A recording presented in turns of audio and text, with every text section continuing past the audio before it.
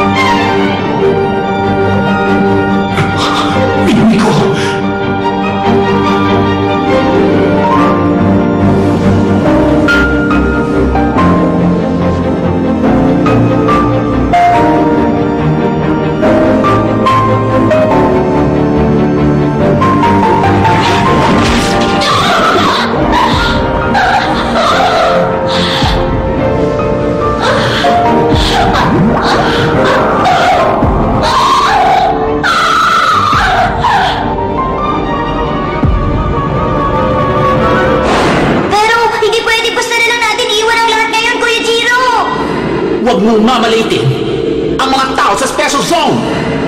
Gusto lang kitang makita. 10 taon na rin ang lumipas. Pwede ka rin maging bahagi ng karagatan. Ikaw, Jiro, at ang inang dagat ay magiging isa.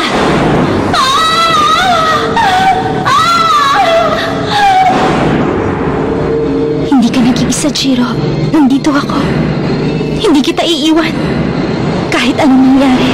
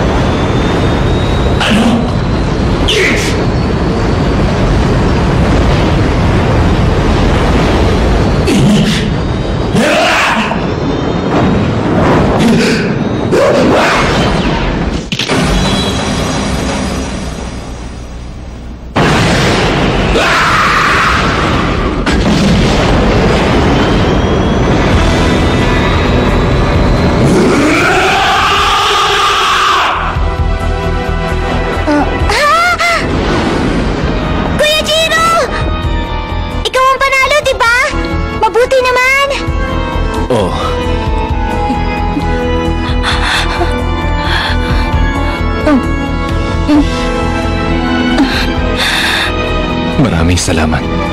Walang anuman. Labanan mo sila. Talunin mo sila lahat, Jiro.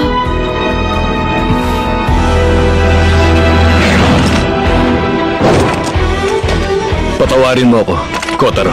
Ito lang ang alam na paraan ni Kuya para masiguro niyang kaligtasan mo. Patawarin mo ako. Kuya! Kapag hindi ka pa rin kumilos, magagalit na ako!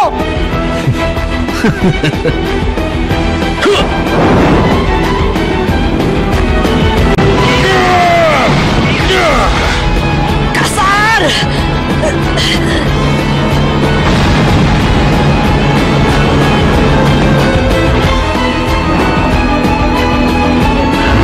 Jiro!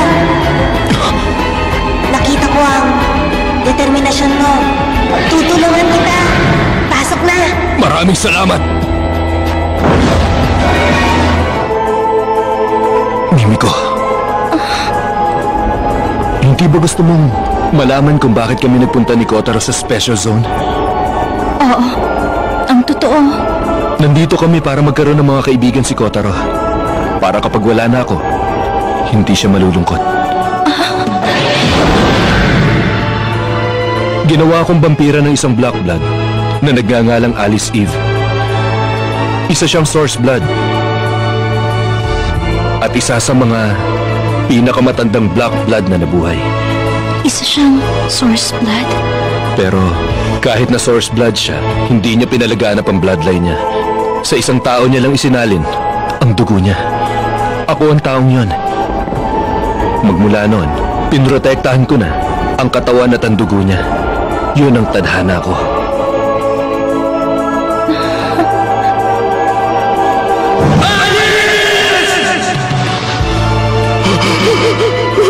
Namatay Pinatay siya sa Hong Kong noon.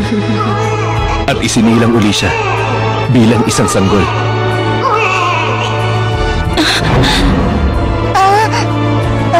Si Kotaro, ang reincarnation ng pantas na si Alice Eve.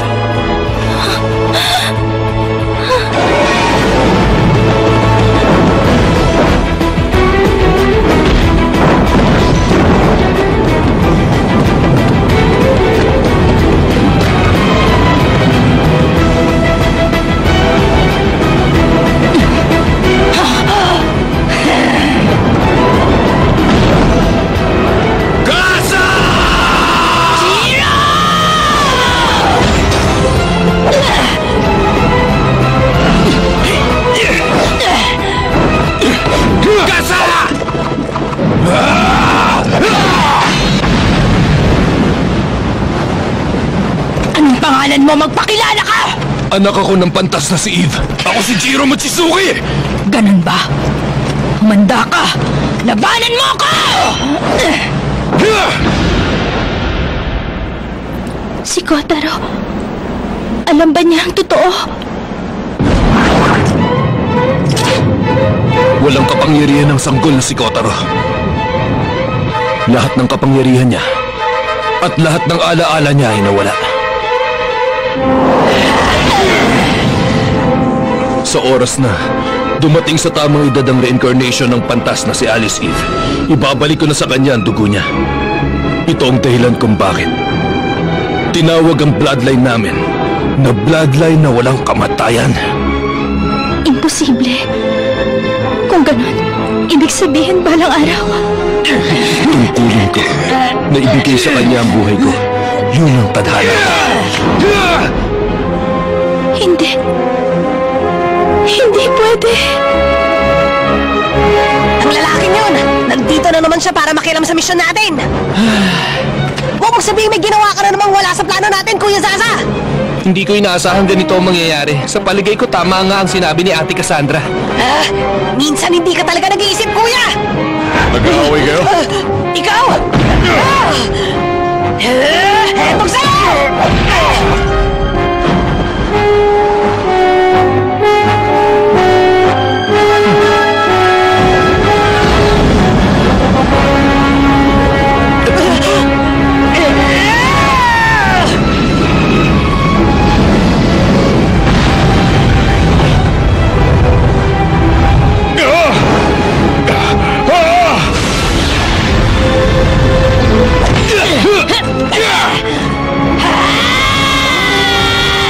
Ito yung tadhana ng mga katulad ko na may ganitong bloodline. Parang kwento ng isang bayani at hindi ng isang vampira.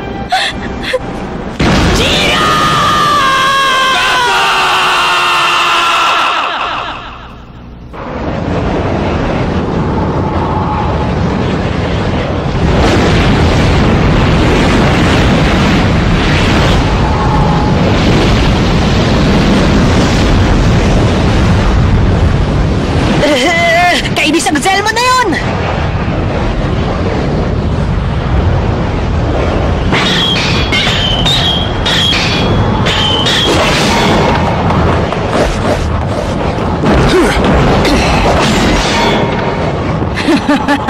Nag-enjoy ka ba, Jiro?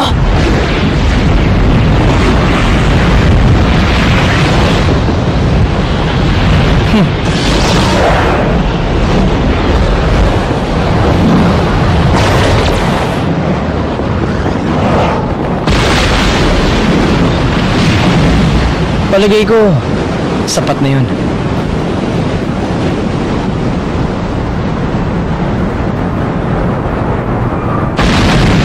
Siguro hahayaan ko nalang makatakas sa mga dagang yun. Nababagot na akong makipaglaro sa kanila.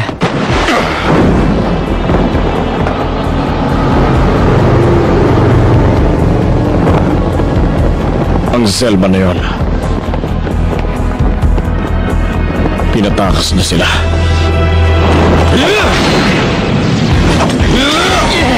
Mukhang matatalo sa laban si Ate Casa! Yun ay dahil sa wala na siyang lakas. Ano? 3 buwan na rin mula nang huli uminom siya ng dugo. Delikadong lagay niya! Ha!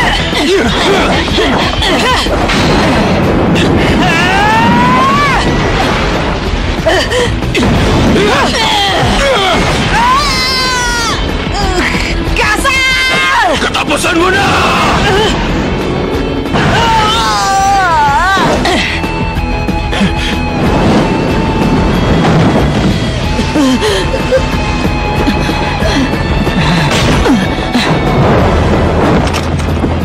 Hanggang dito na lang. Sumuko ka na, Cassandra.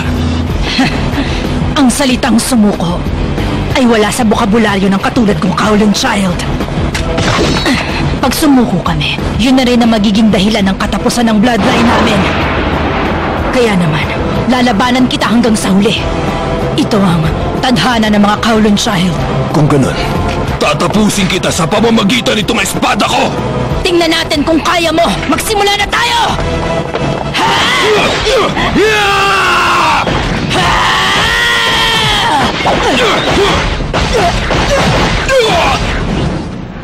Alam kong nasasaktan ka, Jiro.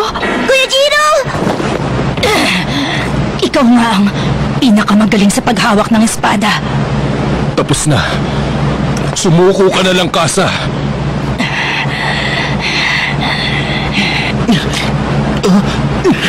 Sa wakas umulan din.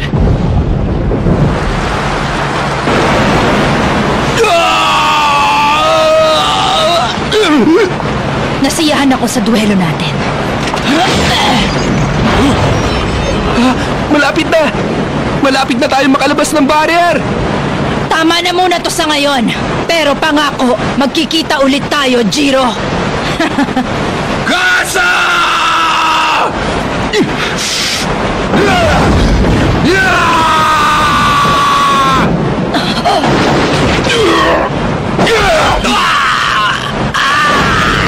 Zaza! Kasa! Jiro!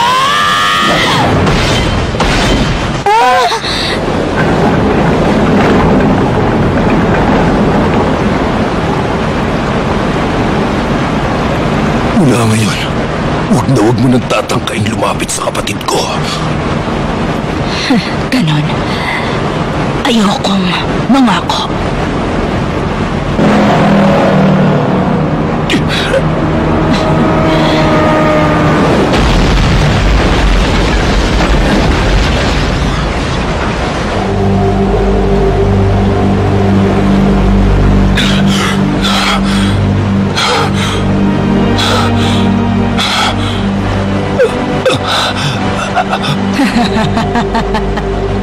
Nasiyahan ako, Jiro.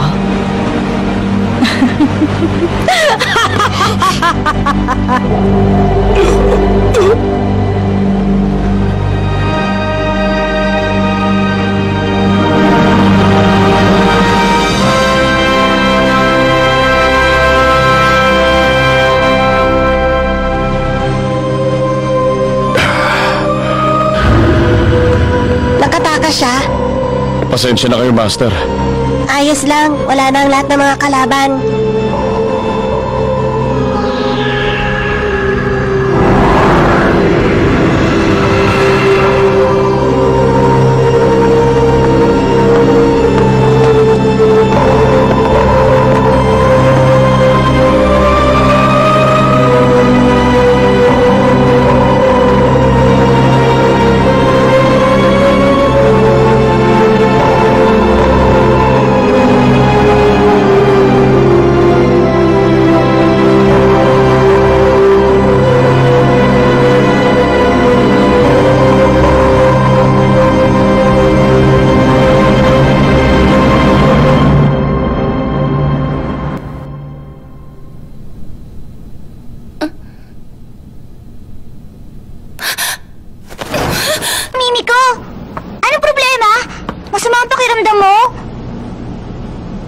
pala.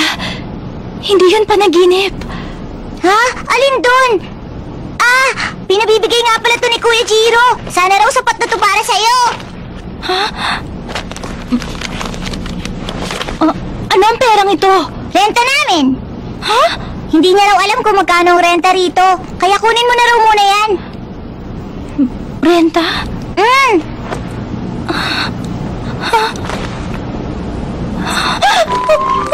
Baka matagalan bago ka kami makahanap ng lugar. Kaya kung okay lang sa'yo, sa'yo muna kami makikitira, Mimiko. Nakakahiya raw sa'yo kaya nagbigay na siya ng paunang bayad. Sandali! Uy, Mimiko! Anong problema? Mimiko! Kulang pa ba yung renta? Magsalita ka naman! Sige na, Mimiko!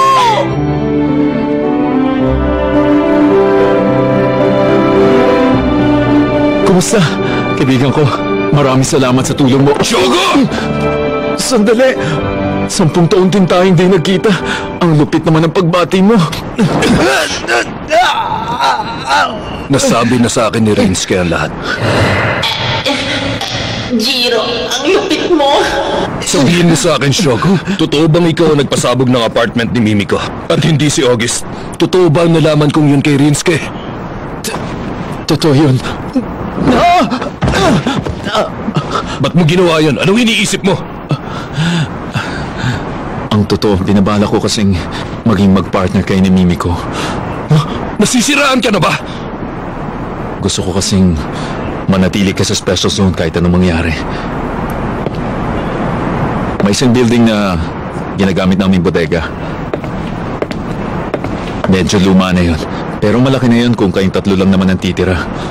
Sa simula pa lang ito ng balak mo, di ba? Oo, tama ka. Ano ang dahilan ng lahat ng ito? Anong nasa 11th yard? Mga abo. Pero imposible yan. Totoo yan, Jiro. Dinala pa ang mga abong yan mula sa Hong Kong. Isang libingan, ang special zone. Nasa 11th yard, ang abo ng hari ng Kowloon. Balak kunin na ng kasa ang abo niya. Pagkatapos, bubuhayin nila siya. Kapag nangyari yun, gusto kong nandito ang vampirang tumalo sa hari ng Kowloon noon. Pero, hindi ko magagawa yun. Isang milagro lang ang nangyari noon. Pero, nagawa mo yun noon. Kung ganun, anong dahilan kung bakit gusto kong paalisin ni na Master Ryu? Ayaw nilang dalhin ang mabigat na responsibilidad na ito. Jiro, kung titira ka rito sa special zone, gusto kong magtrabaho ka sa akin. Gusto mong bantayan ko ang libingan ng hari nila? Hindi.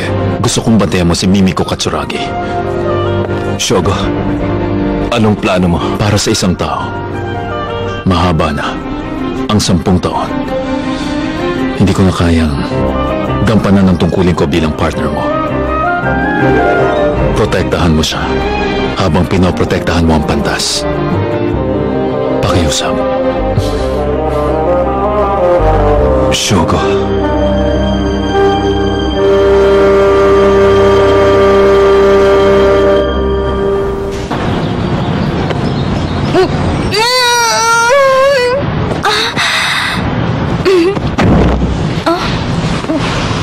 Jiro! Huwag ka nang tumulong kung hindi mo talaga kaya! Gusto kitang tulungan. Mula ngayon, tutulungan na kita sa lahat ng gagawin mo. Ayos lang, pumasok ka na. Pero, maswerte tayo, di ba? Malapit lang tayo sa dati kong kwarto. May maganda rin namang nangyari, hindi lang puro masama. Shogo, gigilitan na talaga kita! Ha? Wala. Siya nga pala, Mimiko. Meron akong hihilingin sa'yo. Mangako ka. Ilihim mo lang kay Kotaro ang mga sinabi ko sa'yo. Si Kotaro, ang reincarnation ng pantas na si Alice Eve. Kapag binilik mo na ang dugo niya, paano ka na, Jiro? Malamang ang lahat ng dugo sa katawan ko. Ubusin niya. Huwag ka naman malungkot, Mimiko. Sinabi ko sa iyo ang sikretong yun dahil pinagkakatiwalaan kita. Kaya huwag kang umiyak. Pero, Jiro...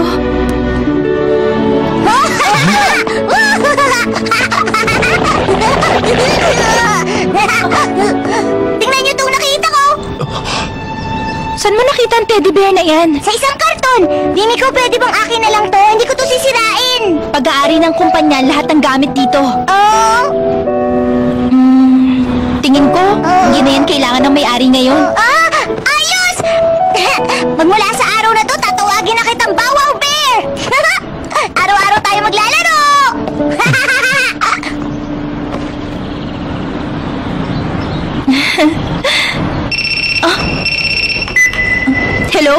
Tsuragi to?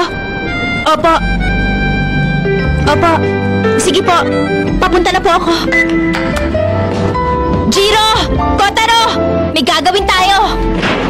Pero mataas pang araw! Ang saklap naman nito! Huwag ka na magreklamo! Mula ngayon, ikaw na ang tapat na bodyguard ko! Okay, boss! Tayo na! Magtrabaho na tayo! Okay!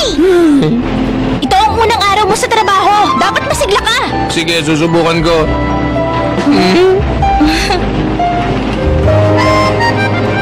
Huwag ka mag-alala.